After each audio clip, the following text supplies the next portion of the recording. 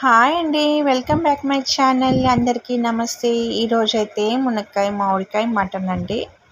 ఈ కూర అయితే చాలా టేస్ట్గా ఉంటుంది. ఈ రెసిపీ మొత్తం మన వీడియోలో ఆల్రెడీ నేను అప్లోడ్ చేస్తున్నాను. పూర్తి రెసిపీ ఫాలో అయ్యి మీరు చేసుకొని ఎంజాయ్ చేయండి. ఈ రెసిపీ ఎలా ఉందో కామెంట్స్ అనేది పెట్టండి.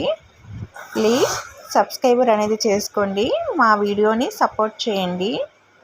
ఈ కూర అయితే మా ఇంట్లో మా వారికి చాలా ఫేవరెట్ అండి. ప్లస్ ఈ కూరలో మామిడికాయ అనేది వేస్తేనే చాలా టేస్ట్గా ఉంటుంది.